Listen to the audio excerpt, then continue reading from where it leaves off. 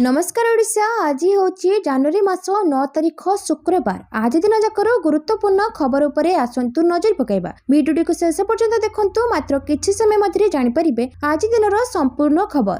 ता पूर्व चैनल नुआ थिले चैनल को सब्सक्राइब करी पाखरे थिबा बेल आइकन को ऑन करी रखंतु। परवर्ती खबर, बैंक अकाउंट को आसीबो 10,000 टंका। एई तारिख रे आसीबो आपनको सुभद्रा टंका। महिला खुशी खबर, बैंक अकाउंट रे जमा हेबो सुभद्रा टंका। से पुणी एक थरके 2टी किस्ती टंका पठाइबे राज्य सरकार। तेबे आसंतु जानिबा केबे आ केउ मानकु एही टंका आसीबो। नुआ वर्ष रे आसिला नुआ अपडेट। हिताधिकारीଙ୍କ ପାଇଁ खुशी खबर, पुणी मिलिबो सुभद्रा टंका। चलित सप्ताह रे मिलिबो सुभद्रा अर्थ।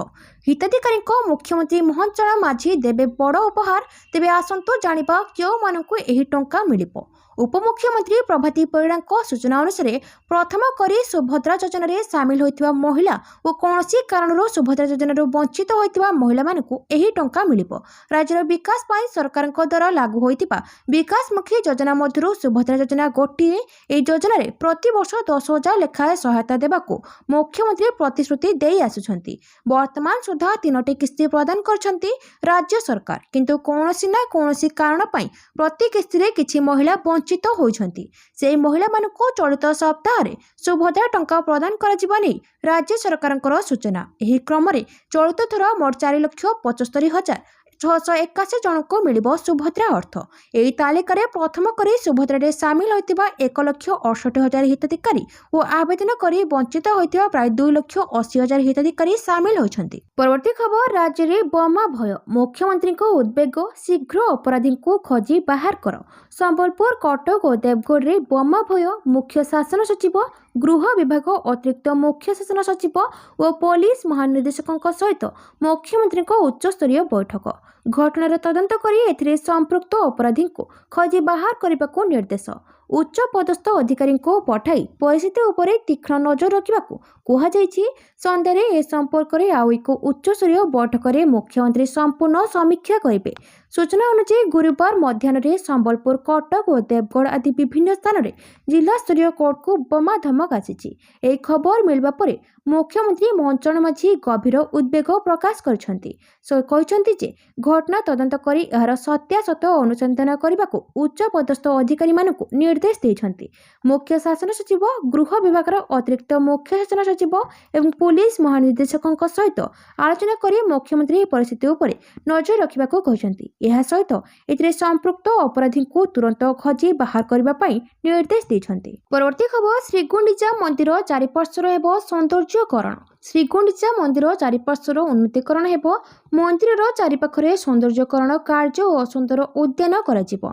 बाहर बेड़ा कांथर बाहर पार्श्व को आलोकीकरण कराजिबो। एथिपाई श्रीमंदिर प्रशासन 3 कोटी अधिक टंका खर्च करिबो। एने टेंडर प्रक्रिया आरंभ होईछि। प्रकल्प कार्य को 4 मास भितर सारिबाको योजना रहिछि। कलिंग मंदिर कला अनुरूप समस्त कार्य हेबो। बेड़ा को प्लास्टर छड़ा जाई नष्ट होइथिबा पत्थर स्थान रे खंडेलाइट पत्थर पकाजिबो। बेड़ा कांथ को केमिकल वाश कराजिबो। एबे श्रीमंदिर प्रशासन पक्षरु श्रीगुंडीचा मंदिर भितर आवश्यक कार्य करा जाउछि। श्रीगुंडीचा मंदिर उन्नतीकरण प्रकल्प रे सरकार 32,07,000 टंका खर्च करथिबा बेले ये 2026 मे मासरे सारिबाको लक्ष्य रखा जाइछि। परवर्ती खबर, सारा राज्य रे जारी रहिछि डाक्तरको आंदोलन। अमसा सह बैठक करिवे स्वास्थ्य मंत्री मुकेश महालिंग। तृतीय दिन में डाक्तरों आंदोलन। आज भी सारा राज्य में डाक्तरों 2 घंटिया ओपीडी बंद। सरकार लगाइथिबा एस्मा को मानु नाहंती डाक्तर संघ।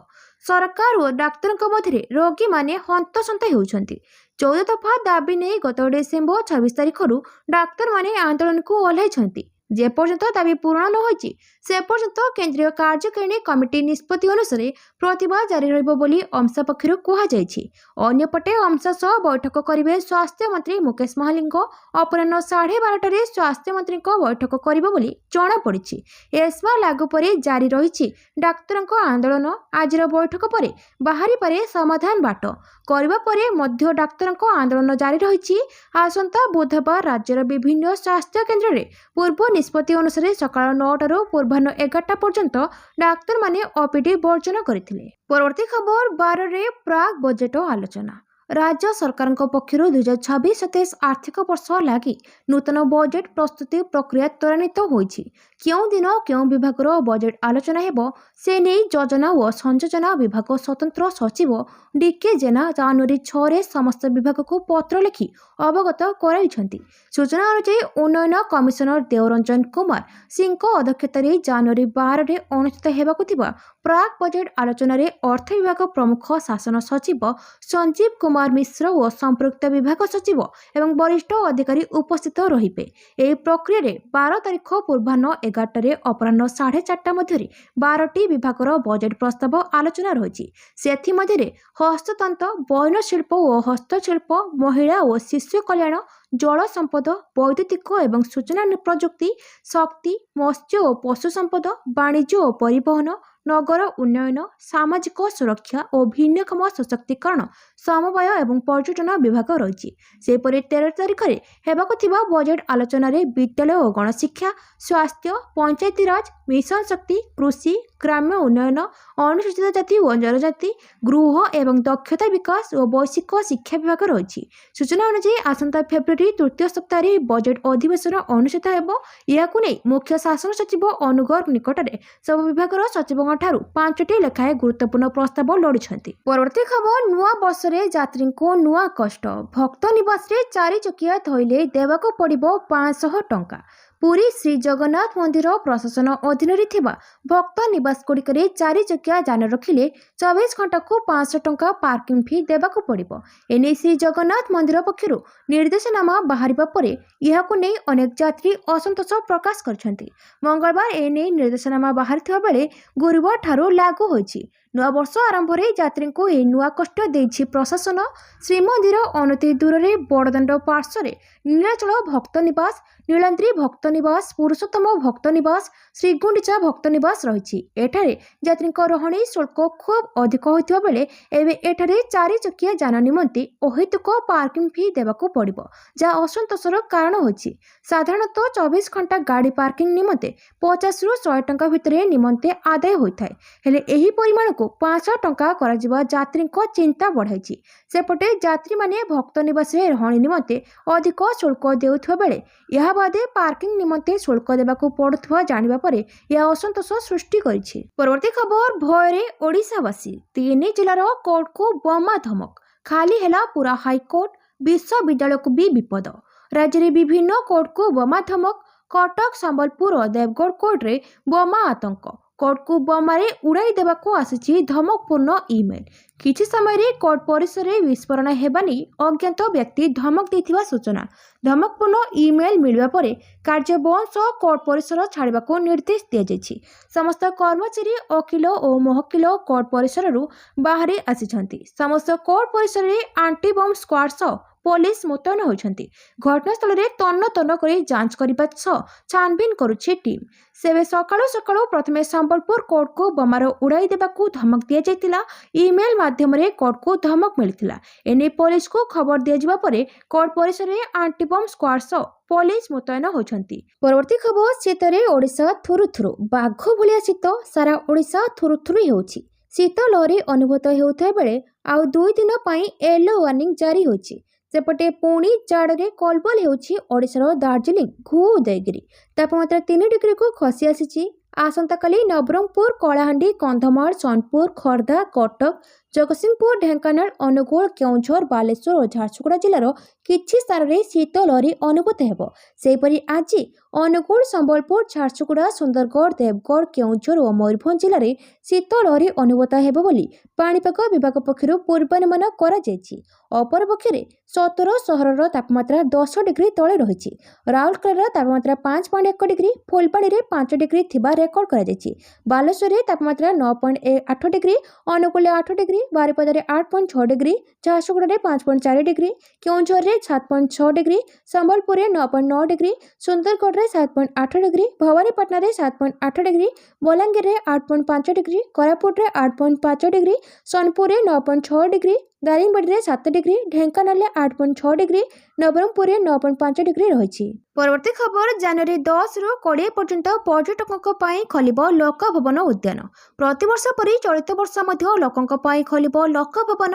ଆସନ୍ତା 10ରୁ 20 ତାରିଖ ପର୍ଯ୍ୟନ୍ତ ସାଧାରଣ ଲୋକଙ୍କ ଲାଗି ଭବନର ଉଦ୍ୟାନ ଖୋଲାଯିବା ନେଇ ଯୋଜନା ରହିଛି। ଲୋକଭବନ ଉଦ୍ୟାନ ଏବଂ ଅଟଳ ବନ ଖୋଲିବା ଦ୍ୱାରା ବହୁ ଜନସମାଗମ ହେବ ବୋଲି ଆଶା କରାଯାଉଛି। ତେବେ ସାଧାରଣ ଜନତାଙ୍କ ପାଇଁ ପରିଦର୍ଶନ ସମୟ ପ୍ରତିଦିନ ଅପରାହ୍ନ 2:30ରୁ ସନ୍ଧ୍ୟା 6:15 ପର୍ଯ୍ୟନ୍ତ ଖୋଲା ରହିବ। ପର୍ଯ୍ୟଟକ ମାଗଣାରେ ପ୍ରବେଶ କରିପାରିବେ, କିନ୍ତୁ ଗୁଗୁଲ ପ୍ଲେ ଷ୍ଟୋରରେ ଉପଲବ୍ଧ ଲୋକଭବନ ଉଦ୍ୟାନ ଭିଜିଟ୍ ମୋବାଇଲ ଆପ୍ ମାଧ୍ୟମରେ ପୂର୍ବ ପଞ୍ଜୀକରଣର ଆବଶ୍ୟକତା ରହିଛି। ପରିଦର୍ଶକମାନେ ସେମାନଙ୍କର ପସନ୍ଦର ଭାଷା ଇଂରାଜୀ କିମ୍ବା ଓଡ଼ିଆ ଚୟନ କରିପାରିବେ। ଏଥିସହିତ ଏକ ତାରିଖ ବାଛିପାରିବେ ଏବଂ ଆପ୍ର ବୁକ୍ ନାଓ ବିକଳ୍ପ ମାଧ୍ୟମରେ ସେମାନଙ୍କର ସ୍ଲଟ୍ ବୁକ୍ କରିପାରିବେ। ପରବର୍ତ୍ତୀ ଖବର, ପରିବହନ ବିଭାଗର 3 ଅଧିକାରୀଙ୍କ ଦରମା ବନ୍ଦ। ପରିବହନ ବିଭାଗର 3 ଜଣ ଅଧିକାରୀଙ୍କ ଦରମା ବନ୍ଦ କରାଯାଇଛି। ଦରମା ବନ୍ଦ କରିବାକୁ ନିର୍ଦ୍ଦେଶ ଦେଇଛନ୍ତି ରାଜ୍ୟ ପରିବହନ ନିଗମ ନିର୍ଦ୍ଦେଶକ। କାର୍ଯ୍ୟରୁ ଅନ୍ତର ସହ ପୁନଃ ଯୋଗ ଦେବା ଯାଏ ଦରମା ବନ୍ଦ ହେବ। କାର୍ଯ୍ୟରେ ଅବହେଳା ଅଭିଯୋଗ ପରେ ଏପରି କାର୍ଯ୍ୟାନୁଷ୍ଠାନ ନେଇଛି ବିଭାଗ। 3 ଅଧିକାରୀ ହେଉଛନ୍ତି ଈଶ୍ୱର ମହାପାତ୍ର, ଜିଲ୍ଲା ପରିଚାଳକ, ଜୟପୁର କୋରାପୁଟ; ଜ୍ୟୋତି ପ୍ରକାଶ ବେହେରା, ଅତିରିକ୍ତ ପରିଚାଳକ, ଜୟପୁର କୋରାପୁଟ ଏବଂ ପ୍ରତୀଶ କୁମାର ନାୟକ, ଅତିରିକ୍ତ ପରିଚାଳକ, ସୁନ୍ଦରଗଡ଼ର ବୋଲି ଜଣାପଡ଼ିଛି। ପରବର୍ତ୍ତୀ ଖବର, କୋର୍ଟକୁ ବୋମା ଧମକ ମିଛ। ମନ୍ତ୍ରୀ କୋର୍ଟକୁ ବୋମା ଧମକ ଘଟଣାରେ ଆଇନ ମନ୍ତ୍ରୀ ପୃଥ୍ୱୀରାଜ ହରିଚନ୍ଦନ ପ୍ରତିକ୍ରିୟା ରଖି କହିଛନ୍ତି, କୋର୍ଟକୁ ଆସିଥିବା ମେଲ୍ ମିଥ୍ୟା ଓ ହକ୍ସ ମେଲ୍। ଏହାକୁ ନେଇ ଆତଙ୍କିତ ହେବାର କାରଣ ନାହିଁ। ରାଜ୍ୟ ନୁହେଁ, ଦେଶର ଅନ୍ୟ କୋର୍ଟକୁ ବି ଧମକ ମିଳିଛି। ଏହି ଧମକକୁ ନେଇ ଆତଙ୍କିତ ହେବାର ନାହିଁ। ଧମକ ମିଳିବା ପରେ କୋର୍ଟରେ ଯାଞ୍ଚ ହୋଇଛି। ମୁଖ୍ୟମନ୍ତ୍ରୀ ତଦନ୍ତ ନିର୍ଦ୍ଦେଶ ଦେଇସାରିଛନ୍ତି। ଚିହ୍ନଟ କରାଯିବ। ଡିଜିପି ଓ ଅନ୍ୟାନ୍ୟ ସ୍କ୍ୱାଡ୍ ଯାଞ୍ଚ ପରେ କୋର୍ଟରେ କାର୍ଯ୍ୟ ଆରମ୍ଭ ହୋଇଛି। କିଏ ଏମିତି ବୋମା ଧମକ ଦେଇଛି ଧରାଯିବ। ତଦନ୍ତ ପରେ ଦୋଷୀଙ୍କୁ ଦଣ୍ଡ ବିଧାନ କରାଯିବ। ପରବର୍ତ୍ତୀ ଖବର, ଆନ୍ଦୋଳନରୁ ଓହରିଲା ଡାକ୍ତର ସଂଘ। ଆନ୍ଦୋଳନରୁ ଓହରିଛି ଡାକ୍ତର ସଂଘ। ସ୍ୱାସ୍ଥ୍ୟମନ୍ତ୍ରୀ ମୁକେଶ ମହାଲିକଙ୍କ ସହ ଆଲୋଚନା ପରେ ଆନ୍ଦୋଳନରୁ ଓହରିଛନ୍ତି ଡାକ୍ତର। ଆଜି ସ୍ୱାସ୍ଥ୍ୟ ସେବା ସ୍ୱାଭାବିକ ହେବ, ଏନେଇ ସୂଚନା ଦେଇଛନ୍ତି ଓମସା ସଭାପତି। ସରକାରଙ୍କ ଠାରୁ ପ୍ରତିଶ୍ରୁତି ମିଳିଲା ପରେ ଆନ୍ଦୋଳନରୁ ଡାକ୍ତରମାନେ ଓହରିଛନ୍ତି। ସୂଚନା ଥାଉ କି ସାରା ରାଜ୍ୟରେ ଡାକ୍ତରମାନେ ଆନ୍ଦୋଳନ ଜାରି ରଖିଥିଲେ। ପ୍ରତିକାରାତ୍ମକ ଧାରଣା କ୍ରମେ ପ୍ରତ୍ୟେକ ଦିନ ସକାଳୁ 2 ଘଣ୍ଟା ବହିର୍ବିଭାଗ ବା ଓପିଡିରେ ନ ବସି ବାହାରେ ଧାରଣା ଜାରି ରଖିଥିଲେ। ପରିଣାମ ସ୍ୱରୂପ ଦୂରଦୂରାନ୍ତରୁ ଚିକିତ୍ସା ପାଇଁ ଆସୁଥିବା ରୋଗୀ ନାହିଁ ନଥିବା ଅସୁବିଧାର ସମ୍ମୁଖୀନ ହେଉଥିଲେ। ଡାକ୍ତରମାନେ ରାଜ୍ୟ ଡାକ୍ତରୀ ମହାସଂଘର ଡାକରା କ୍ରମେ ପ୍ରଥମେ କଳା ବ୍ୟାଜ୍ ପରିଧାନ କରିଥିଲେ, ପରେ ଓପିଡି 1 ଘଣ୍ଟା ବନ୍ଦ ଓ ଏବେ 2 ଘଣ୍ଟା ବନ୍ଦ ନିଷ୍ପତ୍ତି ନେଇ ଆନ୍ଦୋଳନ ଜାରି ରଖିଥିଲେ। ପରବର୍ତ୍ତୀ ଖବର, ତୈଳ ଭଣ୍ଡାର ଦଖଲ ପରେ ଟ୍ରମ୍ପଙ୍କ ବଡ଼ ବୟାନ। କେବଳ ଆମେରିକୀୟ ନିର୍ମିତ ସାମଗ୍ରୀ କିଣିପାରିବ ଭେନେଜୁଏଲା। ଆମେରିକା ରାଷ୍ଟ୍ରପତି ଡୋନାଲ୍ଡ ଟ୍ରମ୍ପ ଏକ ବଡ଼ ଘୋଷଣା କରିଛନ୍ତି। ଆମେରିକା ରାଷ୍ଟ୍ରପତି ଡୋନାଲ୍ଡ ଟ୍ରମ୍ପ ବୁଧବାର କହିଛନ୍ତି, ଭେନେଜୁଏଲା ବି ନୂତନ ତୈଳ ଚୁକ୍ତିରୁ ପାଇବାକୁ ଥିବା ଟଙ୍କାରେ କେବଳ ଆମେରିକୀୟ ନିର୍ମିତ ଉତ୍ପାଦ କିଣିପାରିବ। ଟ୍ରମ୍ପ କହିଛନ୍ତି, ଏହି ସାମଗ୍ରୀ ଗୁଡ଼ିକରେ ଆମେରିକୀୟ କୃଷି ଉତ୍ପାଦ, ଔଷଧ, ଚିକିତ୍ସା ଉପକରଣ ଏବଂ ବିଦ୍ୟୁତ୍ ଗ୍ରିଡ୍ ଏବଂ ଶକ୍ତି ସୁବିଧାକୁ ଉନ୍ନତ କରିବା ପାଇଁ ଉପକରଣ ଅନ୍ତର୍ଭୁକ୍ତ ହେବ। ଭେନେଜୁଏଲା ରାଷ୍ଟ୍ରପତି ଆମେରିକା ସହିତ ସେମାନଙ୍କ ପ୍ରମୁଖ ଅଂଶୀଦାର ଭାବରେ ବ୍ୟବସାୟ କରିବାକୁ ପ୍ରତିବନ୍ଧ। ପୂର୍ବରୁ ଟ୍ରମ୍ପ କହିଥିଲେ ଯେ ଭେନେଜୁଏଲା ଏବେ 30ରୁ 50 ନିୟୁତ ବ୍ୟାରେଲ ଉଚ୍ଚମାନର ତେଲ ଆମେରିକାକୁ ହସ୍ତାନ୍ତର କରିବ। ଏହି ତେଲ ବଜାର ମୂଲ୍ୟରେ ବିକ୍ରି ହେବ ଏବଂ ଟ୍ରମ୍ପ ବ୍ୟକ୍ତିଗତ ଭାବରେ ଏଥିରୁ ହେଉଥିବା ଆୟର ହିସାବ ଦେବେ। ସେ କହିଥିଲେ, ଏହି ଟଙ୍କା ଭେନେଜୁଏଲାର ଏବଂ ଆମେରିକାର ଲୋକଙ୍କ ହିତ ପାଇଁ ବ୍ୟବହାର କରାଯିବ। କହି ରଖୁଛୁ ଯେ ଭେନେଜୁଏଲାରେ ସାମ୍ପ୍ରତିକ ପ୍ରମୁଖ ଘଟଣା ପରେ ଟ୍ରମ୍ପଙ୍କ ଏହି ଘୋଷଣା ଆସିଛି। ଟ୍ରମ୍ପ କହିଛନ୍ତି ଯେ ଆମେରିକା ଏବେ ଭେନେଜୁଏଲାର ତୈଳ ବାଣିଜ୍ୟ ଏବଂ ସୁରକ୍ଷା ସମ୍ପର୍କରେ ନିଷ୍ପତ୍ତି ନେବ। ପରବର୍ତ୍ତୀ ଖବର, ବିଦେଶୀ ପକ୍ଷୀଙ୍କ ଠିକଣା ହୀରାକୁଦ ଜଳଭଣ୍ଡାର। ଆସନ୍ତା 18ରୁ ଆରମ୍ଭ ହେବ ଗଣନା। 32ଟି ଡଙ୍ଗାରେ ଯିବେ 70 ବିଶେଷଜ୍ଞ। ଆସନ୍ତା 18 ତାରିଖରୁ ହୀରାକୁଦ ଜଳଭଣ୍ଡାରରେ ଆରମ୍ଭ ହେବ ପକ୍ଷୀ ଗଣନା। ଏଥିପାଇଁ ହୀରାକୁଦ ବନ୍ୟପ୍ରାଣୀ ବିଭାଗ ପକ୍ଷରୁ ପ୍ରସ୍ତୁତି ଶେଷ ହୋଇଛି। ପକ୍ଷୀ ଗଣିବା ପାଇଁ 32ଟି ଡଙ୍ଗାରେ 70 ଜଣ ପକ୍ଷୀ ବିଶେଷଜ୍ଞ ରହିବେ। ଭୋର ସକାଳ 5ଟାରୁ ଏହି ଗଣନା ଆରମ୍ଭ ହୋଇ ସନ୍ଧ୍ୟା 6ଟା ଯାଏଁ ଚାଲିବ। ଜଳଭଣ୍ଡାରର ପ୍ରାୟ 550 ବର୍ଗ କିଲୋମିଟରରେ ଏହି ପକ୍ଷୀ ଗଣନା ଜାରି ରହିବ ବୋଲି ହୀରାକୁଦ ବନ୍ୟପ୍ରାଣୀ ଖଣ୍ଡ ଅଧିକାରୀ ଅଂଶୁପ୍ରଜ୍ଞା ଦାସ ସୂଚନା ଦେଇଛନ୍ତି। ଗତବର୍ଷ ହୀରାକୁଦ ଜଳଭଣ୍ଡାରକୁ 3,77,732ଟି ବିଦେଶାଗତ ପକ୍ଷୀ ଆସିଥିଲେ। ଗତବର୍ଷ 700 ବର୍ଗ କିଲୋମିଟର ବିସ୍ତୀର୍ଣ୍ଣ ଆର୍ଦ୍ରଭୂମିକୁ ୟୁରୋପ ଓ ଆମେରିକାରୁ ପ୍ରଥମ ଥର ପକ୍ଷୀ ଆସିଥିଲେ। ପରବର୍ତ୍ତୀ ଖବର, ବିମାନ କମ୍ପାନୀଗୁଡ଼ିକଠାରୁ ଟିକଟ ମୂଲ୍ୟ ତଥ୍ୟ ମାଗିଲେ କେନ୍ଦ୍ର ସରକାର।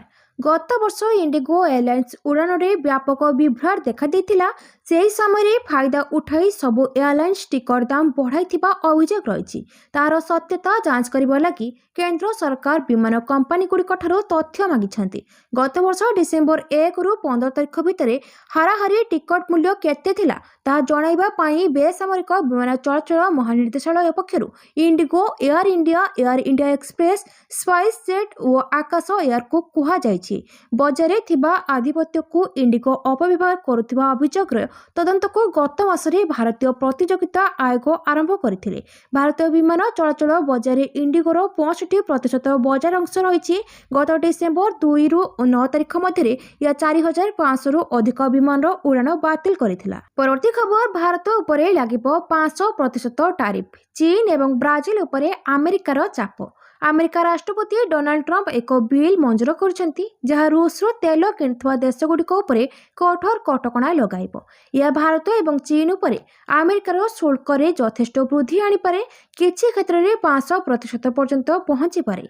यूक्रेन विवाद मध्य रूस उपरे चाप वृद्धि करिबा पई एही पदक्षेप निया जाइछि। रूसठारु तेल एवं यूरेनियम क्रय करुथिबा देशमानक उपरे कटकणा लागू करिबो अमेरिका। अमेरिका कहिछि जे रूस को तार युद्ध जारी रखिबा पई पांठी जगाइबार साहाय्य करुछन्ति जेउ देश माने रूसठु तेल क्रय करुछन्ति। भारत, चीन एवं ब्राजिल भली देशमानको सस्ता रूसीय तेल किनिबा बंद करिबाकू चाप पकाउछि अमेरिका।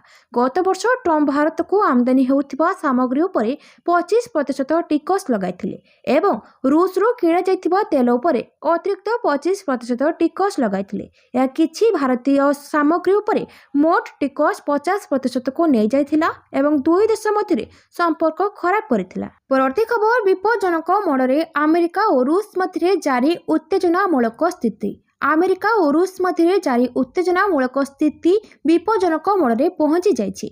उत्तर आटलांटिक महासागर रे किछि सप्ताह धरि चलिथिबा हाई वोल्टेज ड्रामा परे रूस पताका लागिथिबा तैल टैंकर मरिनेरा को निज कब्जा को नेछि अमेरिका। एही सामरिक कार्यानुष्ठान वैश्विक राजनीति रे होइचई खेलाई दैछि कारण एही ऑपरेशन समय रूस नौसेनार युद्ध जहाज और बुड़ा जहाज भी सही अंचल रे थिले। अमेरिकार यूरोपीय कमांड पक्षरु बुधवार स्पष्ट करा जायछि जे वेनेजुएलार तैल व्यवसाय सह संपृक्त रूसर टैंकर मरिनेरा को अमेरिकीय सेना और कोस्ट गार्ड मिलित ऑपरेशन रे निज कब्जा को नेछन्ति। फेडरल कोर्टर वारेंट आधार रे करा जायथिबा एक कार्यानुष्ठान प्रतिबंधकर उल्लंघन अभियोग रे करा जायछि। परवर्ती खबर 28 रु संसदर बजेट अधिवेशन प्रथम थर पाई रविवार हेबो आगत।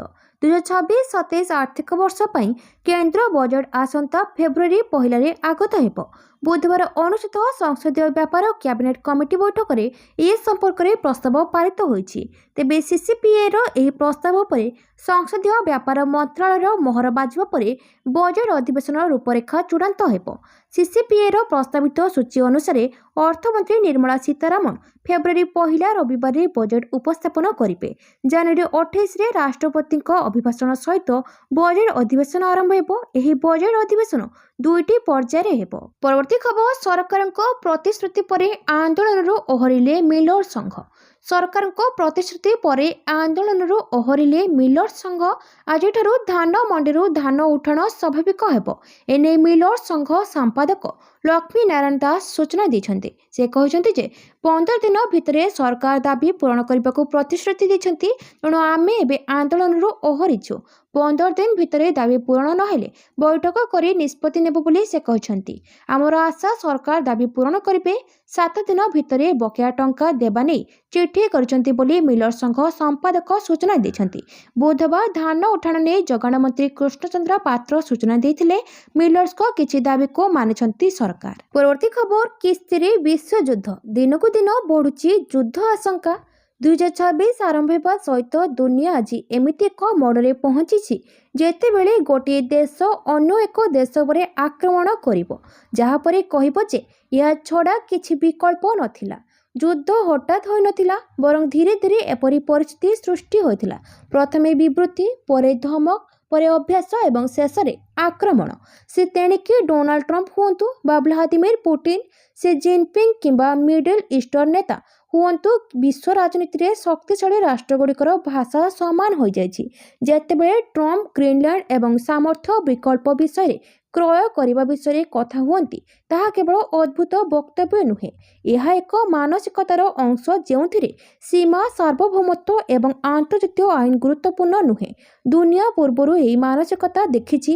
ଦ୍ୱିତୀୟ ବିଶ୍ୱଯୁଦ୍ଧ ପୂର୍ବରୁ ଯେତେବେଳେ ଜର୍ମାନୀ କିଛି ଅଞ୍ଚଳ ଉପରେ ପ୍ରାକୃତିକ ଅଧିକାର ବୋଲି ଦାବି କରିଥିଲା, ସେତେବେଳେ ଏହା ଧୀରେ ଧୀରେ ୟୁରୋପକୁ ଦଖଲ କରିଥିଲା। ଯେତେବେଳେ ଜାତିସଂଘରେ ଆମେରିକାର ରାଷ୍ଟ୍ରଦୂତ ଭେନେଜୁଏଲା ଆକ୍ରମଣକୁ ନ୍ୟାୟସଙ୍ଗତ ବୋଲି ପ୍ରମାଣ କରିବାକୁ ପଶ୍ଚିମ ଗୋଲାର୍ଦ୍ଧ ଆମର ବୋଲି ଦାବି କରିଥିଲେ, ଯାହା ଦ୍ୱିତୀୟ ବିଶ୍ୱଯୁଦ୍ଧ ପୂର୍ବ ଜର୍ମାନୀକୁ ସ୍ମୃତିକୁ ମନେ ପକାଇ ଦିଏ। ପରବର୍ତ୍ତୀ ଖବର, ଟିମ୍ ଇଣ୍ଡିଆକୁ ଲାଗିପାରେ ବଡ଼ ଝଟକା। ବିଶ୍ୱକପ୍ ଦଳରୁ ବାଦ୍ ପଡ଼ିପାରନ୍ତି ତିଲକ ବର୍ମା। ଟି-20 ବିଶ୍ୱକପ୍ ପୂର୍ବରୁ ଭାରତୀୟ ଦଳକୁ ଲାଗିଛି ବଡ଼ ଝଟକା। ଏସିଆ କପ୍ ଫାଇନାଲର ହିରୋ ତଥା ଦଳର middle order batsman Tilak Varma ଆହତ ହେବା କାରଣରୁ ଦଳରୁ ବାହାରି ପାରନ୍ତି ବୋଲି ଖବର ଆସିଛି। ମିଳିଥିବା ସୂଚନା ଅନୁସାରେ ତାଙ୍କ ପେଟରେ ଗମ୍ଭୀର ଆଘାତ ଲାଗିଛି, ଯେଉଁ କାରଣରୁ ସେ 3 ରୁ 4 ସପ୍ତାହ ପାଇଁ ଦଳରୁ ବାହାର ହୋଇପାରନ୍ତି ବୋଲି ଖବର ଆସିଛି। 23 ବର୍ଷୀୟ ଏହି ବାମହାତୀ ବ୍ୟାଟର ରାଜକୋଟରେ ହାଇଦ୍ରାବାଦ ପକ୍ଷରୁ ବିଜୟ ହଜାରେ ଟ୍ରଫି ଖେଳୁଥିବା ସମୟରେ ହଠାତ୍ ପ୍ରବଳ ଯନ୍ତ୍ରଣା ଅନୁଭବ କରିଥିଲେ। ଏହାପରେ ତାଙ୍କୁ ତୁରନ୍ତ ଗୋକୁଳ ହସ୍ପିଟାଲକୁ ନିଆଯାଇଥିଲା। ସେଠାରେ ଯାଞ୍ଚ ପରେ ତାଙ୍କ ପାଖରେ ଟେଷ୍ଟିକୁଲାର ଟର୍ସନ ଚିହ୍ନଟ ହୋଇଥିଲା, ଯେଉଁ କାରଣରୁ ଡାକ୍ତରମାନେ ତୁରନ୍ତ ତାଙ୍କୁ ଅସ୍ତ୍ରୋପଚାର ପାଇଁ ପରାମର୍ଶ ଦେଇଥିଲେ। ଅନ୍ୟପଟେ ସ୍ୱରାଷ୍ଟ୍ର କ୍ରିକେଟ ଆସୋସିଏସନର ସଭାପତି ଜୟଦେବ ଶାହ କହିଛନ୍ତି ଯେ ତିଲକଙ୍କ ଅସ୍ତ୍ରୋପଚାର ସଫଳ ହୋଇଛି ଏବଂ ସେ ଏବେ ସୁସ୍ଥ ଅଛନ୍ତି।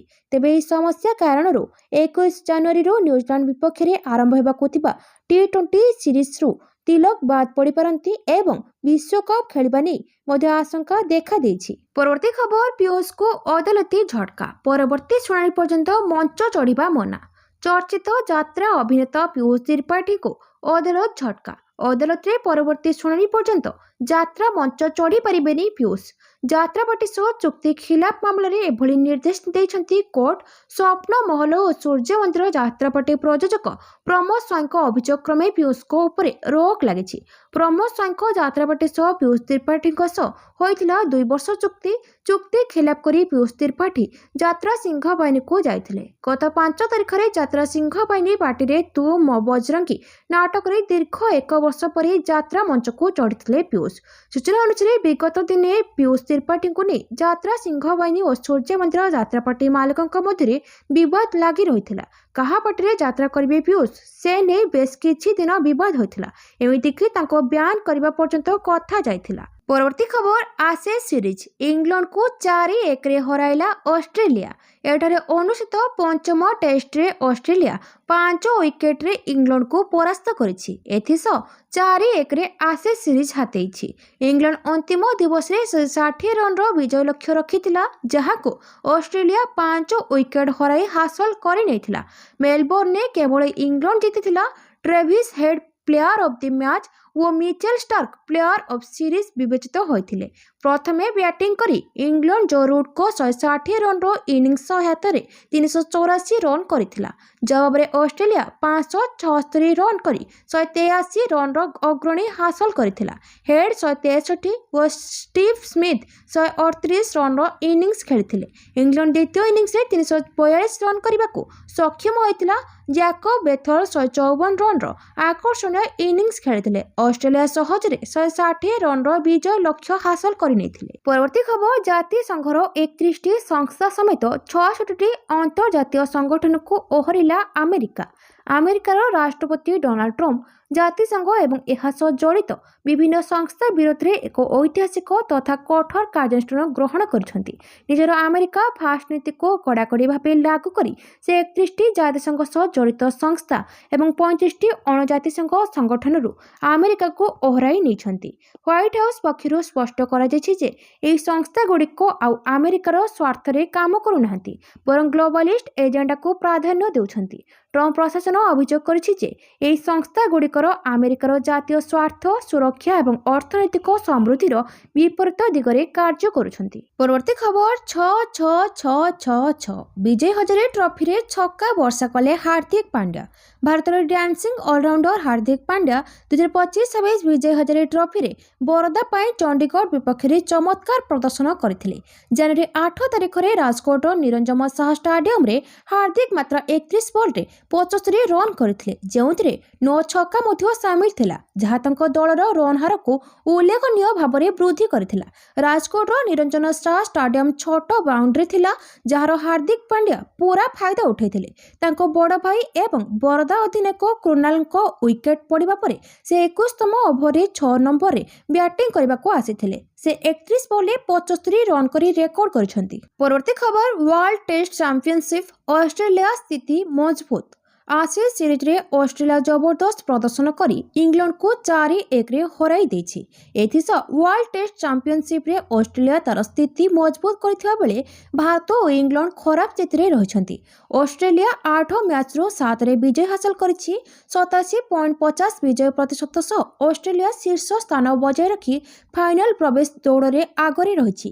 ନ୍ୟୁଜିଲାଣ୍ଡ 77.68 ବିଜୟ ପ୍ରତିଶତ ସହ ଦ୍ୱିତୀୟ ଏବଂ ଦକ୍ଷିଣ ଆଫ୍ରିକା 75% ସହ ତୃତୀୟ ସ୍ଥାନରେ ରହିଛନ୍ତି। ପରବର୍ତ୍ତୀ ଖବର, ମଣିଷ ଭଳି ସ୍ପର୍ଶ ଓ ଯନ୍ତ୍ରଣା ଅନୁଭବ କରିପାରିବ ରୋବୋଟ। ବୈଜ୍ଞାନିକମାନେ ତିଆରି କଲେ ଇଲେକ୍ଟ୍ରୋନିକ୍ ସ୍କିନ୍। ରୋବୋଟିକ୍ସ ଜଗତରେ ନୂତନ କ୍ରାନ୍ତି। ମଣିଷ ଭଳି ବିଚାରଶକ୍ତି ପରେ ଏବେ ରୋବୋଟ ଅନୁଭବ କରିପାରିବ ସ୍ପର୍ଶ। ହଂକଂର ବୈଜ୍ଞାନିକ ଏପରି ଇଲେକ୍ଟ୍ରୋନିକ୍ ଚର୍ମ ବା ସ୍କିନ୍ ବିକଶିତ କରିଛନ୍ତି, ଯାହା ସ୍ପର୍ଶକୁ ଅନୁଭବ କରିପାରିବ। କେବଳ ସେତିକି ନୁହେଁ, ମଣିଷ ପରି ରିଆକ୍ସନ୍ ଦେଇପାରିବ ରୋବୋଟ। ଏହି ନୂତନ ଟେକ୍ନୋଲୋଜି ମାନବୀୟ ରୋବୋଟକୁ ସୁରକ୍ଷିତ ଏବଂ ଅଧିକ ସମ୍ବେଦନଶୀଳ କରିବାର ଲକ୍ଷ୍ୟ ରଖିଛି। ପରବର୍ତ୍ତୀ ଖବର, ପ୍ରଥମେ ସିବିଆଇ, ଏବେ ଥାଲପତି ବିଜୟଙ୍କୁ ହାଇକୋର୍ଟଙ୍କ ଝଟକା। ଥାଲପତି ବିଜୟଙ୍କୁ ବହୁ ପ୍ରତୀକ୍ଷିତ ଫିଲ୍ମ ଜାନା ନାୟଗାନର ରିଲିଜ ତାରିଖକୁ ସ୍ଥଗିତ ରଖାଯାଇଛି। କେନ୍ଦ୍ରୀୟ ଫିଲ୍ମ ପ୍ରମାଣପତ୍ର ବୋର୍ଡ ଠାରୁ ପ୍ରମାଣପତ୍ର ମିଳିବାର ବିଳମ୍ବ ଯୋଗୁଁ ଏବଂ ମାଡ୍ରାସ ହାଇକୋର୍ଟରେ ଏହାର ରାୟ ସଂରକ୍ଷିତ ଥିବା ସମୟରେ ଏହି ଘୋଷଣା କରାଯାଇଛି। ଫିଲ୍ମଟି ଜାନୁଆରୀ 9ରେ ରିଲିଜ ହେବାର ଥିଲା, ମାତ୍ର ଜାନୁଆରୀ 7ରେ ୟୁରୋପ, ମାଲେସିଆ ଏବଂ ଆମେରିକାରେ ଫିଲ୍ମର ବିତରକମାନେ ଏହି ସ୍ଥଗିତ ସୂଚନା ଦେଇଛନ୍ତି। ଫିଲ୍ମର ପ୍ରଯୋଜନା ସଂସ୍ଥା କେଭିଏନ୍ ପ୍ରଡକ୍ସନ ତରଫରୁ ଏପର୍ଯ୍ୟନ୍ତ କୌଣସି ବିଧିବଦ୍ଧ ବୟାନ ଜାରି ହୋଇନାହିଁ। ଫିଲ୍ମକୁ ସିବିଏଫସି ତରଫରୁ ଅନୁମତି ମିଳିନଥିବାରୁ ଏହି ବିଳମ୍ବ ହୋଇଛି। ପ୍ରଯୋଜକମାନେ ତୁରନ୍ତ ହସ୍ତକ୍ଷେପ ପାଇଁ ମାଡ୍ରାସ ହାଇକୋର୍ଟଙ୍କ ଦ୍ୱାରସ୍ଥ ହୋଇଥିଲେ। କୋର୍ଟ ଏହି ମାମଲାର ଶୁଣାଣି କରି ରାୟକୁ ସଂରକ୍ଷିତ ରଖିଛନ୍ତି। ପରବର୍ତ୍ତୀ ଖବର, ରେଳବାଇ ଓ ସେନାରେ ଚାକିରି ଦୁର୍ନୀତି ମାମଲାରେ ଇଡିର ବଡ଼ କାର୍ଯ୍ୟାନୁଷ୍ଠାନ। ବିହାର, ୟୁପି ସମେତ 6 ରାଜ୍ୟର 15 ସ୍ଥାନରେ ଚଢ଼ାଉ। ରେଲୱେ ଓ ସେନାରେ ଜାଲ ଚାକିରି ମାମଲାରେ ଇଡିର ବଡ଼ କାର୍ଯ୍ୟାନୁଷ୍ଠାନ। ବିହାର ସମେତ 6 ରାଜ୍ୟରେ ପ୍ରବର୍ତ୍ତନ ନିର୍ଦ୍ଦେଶାଳୟର ଏକକାଳୀନ ଚଢ଼ାଉ। ପ୍ରାରମ୍ଭରେ ଏହି ଠକେଇ ରେଳବାଇ ସହିତ ଜଡ଼ିତ ଥିବା ଜଣାପଡ଼ିଥିଲା, କିନ୍ତୁ ତଦନ୍ତ କରିବା ପରେ ଏହାର ପରିସର 40ରୁ ଅଧିକ ସରକାରୀ ବିଭାଗକୁ ବ୍ୟାପିଥିବା ଜଣାପଡ଼ିଥିଲା। ଏହି କାର୍ଯ୍ୟାନୁଷ୍ଠାନ ଠକଙ୍କ ସଂଗଠିତ ନେଟୱାର୍କକୁ ପର୍ଦ୍ଦାଫାଶ କରିଛି। ଇଡି ବିହାରର ମୁଜାଫରପୁର ଏବଂ ମୋତିହାରୀ, ପଶ୍ଚିମବଙ୍ଗର କୋଲକାତା, କେରଳ, ତାମିଲନାଡୁ, ଗୁଜରାଟ ଏବଂ ଉତ୍ତରପ୍ରଦେଶର ମୋଟ 15ଟି ସ୍ଥାନରେ ସନ୍ଧାନ ଜାରି ରଖିଛି। ପରବର୍ତ୍ତୀ ଖବର, ଦିଲ୍ଲୀରେ ଏସ୍ଆଇଆର ପୂର୍ବରୁ ପୋଲିସର ବଡ଼ କାର୍ଯ୍ୟାନୁଷ୍ଠାନ। 20 ବାଂଲାଦେଶୀ ନାଗରିକ ଗିରଫ। ଭାରତର ବିଭିନ୍ନ ରାଜ୍ୟରେ ଅବୈଧ ବାଂଲାଦେଶୀଙ୍କୁ ଖୋଜା ଚାଲିଛି। ପୋଲିସ ଦ୍ୱାରା ଅନେକ ମାତ୍ରାରେ ଅବୈଧ ଭାବେ ରହୁଥିବା ବାଂଲାଦେଶୀଙ୍କୁ ଗିରଫ କରାଯାଇ ଫେରିଯିବାକୁ କୁହାଯାଉଛି। ଏପରି ସ୍ଥଳେ ଦିଲ୍ଲୀ ପୋଲିସ ବଡ଼ ଆକ୍ସନ ନେଇଛି। ପୋଲିସ କାର୍ଯ୍ୟାନୁଷ୍ଠାନ ନେଇ ଦିଲ୍ଲୀ ଭିତରୁ 20 ବାଂଲାଦେଶୀ ନାଗରିକଙ୍କୁ ଗିରଫ କରିଛି। ଦିଲ୍ଲୀରେ ଏସ୍ଆଇଆର ପ୍ରକ୍ରିୟା ପୂର୍ବରୁ ପୋଲିସର ବଡ଼ କାର୍ଯ୍ୟାନୁଷ୍ଠାନ ଦେଖିବାକୁ ମିଳିଛି। ପୋଲିସ ଦ୍ୱାରା 20 ବାଂଲାଦେଶୀ ନାଗରିକଙ୍କୁ ଧରିଛି। ସମସ୍ତ ବାଂଲାଦେଶୀ ନାଗରିକ ଅବୈଧ ଭାବେ ଭାରତରେ ରହୁଥିଲେ। ଧରାଯାଇଥିବା ଅବୈଧ ଲୋକଙ୍କ ପାଖରୁ କିଛି ଭାରତୀୟ ପରିଚୟପତ୍ର ଜବତ ହୋଇଛି। ନିର୍ବାଚନ କମିଶନ ଆୟୋଗ ଖୁବ୍ ଶୀଘ୍ର ଦିଲ୍ଲୀରେ ଏସ୍ଆଇଆର କରାଯିବ। ପରବର୍ତ୍ତୀ ଖବର, ଆମେରିକାରେ ଗୁଳିମାଡ଼, 2 ମୃତ। ଆମେରିକାରେ ପୁଣି ଗୁଳିକାଣ୍ଡ ଘଟଣା ସାମ୍ନାକୁ ଆସିଛି। ଉଟାହର ରାଜଧାନୀ ସଲ୍ଟଲେକ୍ ସିଟିରେ ଥିବା the church of Jesus Christ of latter day ସେଣ୍ଟସର ଏକ ସଭାଗୃହରେ ପାର୍କିଂ ସ୍ଥାନରେ ଗୁଳିମାଡ଼ ହୋଇଛି। ଏହି ଗୁଳିମାଡ଼ରେ 2 ଜଣଙ୍କ ମୃତ୍ୟୁ ହୋଇଥିବା ବେଳେ 6 ଜଣ ଆହତ ହୋଇଛନ୍ତି। ସୂଚନା ଅନୁସାରେ ଗୁଳିକାଣ୍ଡ ସମୟରେ ଚର୍ଚ୍ଚ ଭିତରେ ଡଜନ ଡଜନ ଲୋକ ଏକ ଶବଦାହରେ ଯୋଗ ଦେଉଥିଲେ। ଆହତଙ୍କ ମଧ୍ୟରୁ 3 ଜଣଙ୍କ ଅବସ୍ଥା ଗୁରୁତର ଥିବା କୁହାଯାଉଛି, ଯେତେବେଳେ ବାକି 3 ଜଣଙ୍କ ସ୍ୱାସ୍ଥ୍ୟାବସ୍ଥା ସ୍ପଷ୍ଟ ନୁହେଁ। ସଲ୍ଟଲେକ୍ ସିଟି ପୋଲିସ ମୁଖ୍ୟ ବ୍ରାଏନ୍ ରିଡ୍ କହିଛନ୍ତି ଯେ ଗୁଳିକାଣ୍ଡ କୌଣସି ଧର୍ମ କିମ୍ବା ଚର୍ଚ୍ଚ ବିରୋଧରେ ଲକ୍ଷ୍ୟଭେଦୀ ଆକ୍ରମଣ ପରି ମନେ ହେଉନାହିଁ। ପରବର୍ତ୍ତୀ ଖବର, ଏବେ ବାଂଲାଦେଶ ଯିବା ଭାରତୀୟଙ୍କୁ ହେବନି ସହଜ। ଭିସା କଟକଣା ବଢ଼ାଇଲେ ୟୁନୁସ୍ ସରକାର। ଭାରତ ଓ ବାଂଲାଦେଶ ଭିତରେ ଭିସାକୁ ନେଇ ବିବାଦ ଆହୁରି ବଢ଼ି ଯାଇଛି। ବାଂଲାଦେଶ ଭାରତୀୟ ନାଗରିକଙ୍କ ପାଇଁ ଭିସା କଟକଣା ଆହୁରି କଡ଼ାକଡ଼ି କରିବା ନେଇ ସ୍ପଷ୍ଟ କରିଛି। ଗୁରୁବାର କୋଲକାତା, ମୁମ୍ବାଇ ଓ ଚେନ୍ନାଇ ସ୍ଥିତ ବାଂଲାଦେଶ ଡେପୁଟି ହାଇକମିଶନ ମଧ୍ୟ ଭିସା ସେବାକୁ ସୀମିତ କରିଦେଇଛନ୍ତି। ଏହି ସୂଚନା ବାଂଲାଦେଶର ପ୍ରମୁଖ ଖବରକାଗଜର ଢାକା ଟ୍ରିବ୍ୟୁନ୍ ଦେଇଛି। ରିପୋର୍ଟ ଅନୁସାରେ ବାଂଲାଦେଶର ବୈଦେଶିକ ମନ୍ତ୍ରଣାଳୟ ବୁଧବାର ରାତିରେ ଏହି ନିଷ୍ପତ୍ତି ସମ୍ପର୍କିତ ମିଶନକୁ ସୂଚିତ କରିଛି। ମନ୍ତ୍ରଣାଳୟ ଭିସା ସେବାର କାର୍ଡ ପଛରେ ସୁରକ୍ଷା କାରଣ ବୋଲି କହିଛି।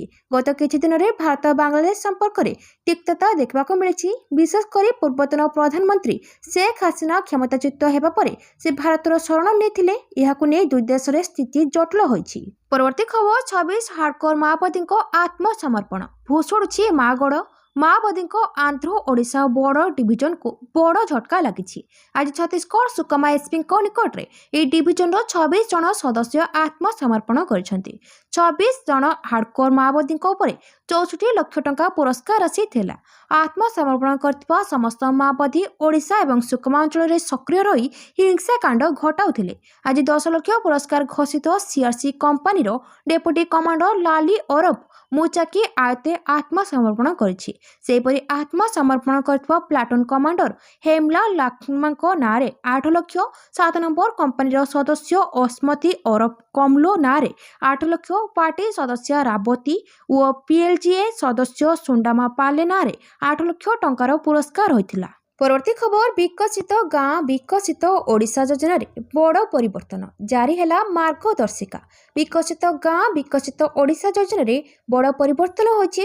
ପ୍ରକଳ୍ପ ଚୟନରେ ଗ୍ରାମସଭାକୁ ଗୁରୁତ୍ୱ। ରାଜ୍ୟ ସରକାରଙ୍କ ପଞ୍ଚାୟତିରାଜ ଓ ପାନୀୟଜଳ ବିଭାଗ ପକ୍ଷରୁ ବିକଶିତ ଗାଁ ବିକଶିତ ଓଡ଼ିଶା ଯୋଜନାର ମାର୍ଗଦର୍ଶିକାରେ ଗୁରୁତ୍ୱପୂର୍ଣ୍ଣ ସଂଶୋଧନ କରାଯାଇଛି। ନାଗରିକମାନଙ୍କ ସକ୍ରିୟ ଅଂଶଗ୍ରହଣ, ପ୍ରକଳ୍ପ ଚୟନ ପ୍ରକ୍ରିୟାରେ ସରଳୀକରଣ ଏବଂ ଗୋଷ୍ଠୀ ପାଇଁ ସ୍ୱାସ୍ଥ୍ୟ ସମ୍ପତ୍ତି ସୃଷ୍ଟି କରିବା ଲକ୍ଷ୍ୟରେ ଏହି ପଦକ୍ଷେପ ନିଆଯାଇଛି। ନୂତନ ନିୟମ ଅନୁଯାୟୀ ଗ୍ରାମସଭା ମାଧ୍ୟମରେ ସ୍ଥାନୀୟ ଆବଶ୍ୟକତାକୁ ଭିତ୍ତି କରି ପ୍ରକଳ୍ପ ତାଲିକା ପ୍ରସ୍ତୁତ କରାଯିବ। ବ୍ଲକର ନୋଡାଲ ଅଫିସର ଏହି ତାଲିକାକୁ ତୁରନ୍ତ ଜିଲ୍ଲାପାଳଙ୍କ ନିକଟକୁ ପଠାଇବେ। ଏହା ବ୍ୟତୀତ ଜିଲ୍ଲାପାଳ ପ୍ରତିବର୍ଷ ପଞ୍ଚାୟତିରାଜ ପ୍ରତିନିଧି, ନିର୍ବାଚିତ ପ୍ରତିନିଧି ଏବଂ ସାମାଜିକ କର୍ମୀଙ୍କଠାରୁ ମଧ୍ୟ ପ୍ରସ୍ତାବ ଆହ୍ୱାନ କରିବେ। ପରବର୍ତ୍ତୀ ଖବର ଆମେରିକାର ନୂଆ ବିଲ୍। ରୁଷରୁ ତେଲ କିଣିବା ପାଇଁ 500% ଟାରିଫ। ଭାରତ ଉପରେ ଆମେରିକା ଲଗାଇପାରେ 500% ଟାରିଫ। ରୁଷରୁ ତେଲ, ଗ୍ୟାସ୍ ଏବଂ ୟୁରାନିୟମ୍ କିଣୁଥିବା ବିଭିନ୍ନ ଦେଶଙ୍କ ଉପରେ 500% ଟାରିଫ ଲଗାଇବା ପାଇଁ ଆମେରିକା ରାଷ୍ଟ୍ରପତି ଡୋନାଲ୍ଡ ଟ୍ରମ୍ପ ଏକ ବିଲ୍କୁ ଶୀଘ୍ର ଅନୁମୋଦନ କରିବାର ସମ୍ଭାବନା ରହିଛି। ଏ ଦିଗରେ ଜୋରଦାର ଜାରି ରହିଛି ପ୍ରକ୍ରିୟା। ଫଳରେ ଭାରତ ସମେତ ଚୀନକୁ ସିଧା ଟାର୍ଗେଟ କରିଛି ଆମେରିକା। ବ୍ରାଜିଲ ସମେତ ଅନ୍ୟ ଦେଶ ମଧ୍ୟ ଏହାଦ୍ୱାରା ପ୍ରଭାବିତ ହେବେ। ରୁଷର ଅର୍ଥନୀତିକୁ ଦୁର୍ବଳ କରିବା ପାଇଁ ଆମେରିକା ନାନା କଟକଣା ଜାରି କରୁଥିବା ବେଳେ ଟାରିଫକୁ ପ୍ରମୁଖ ଅସ୍ତ୍ର କରିଛି।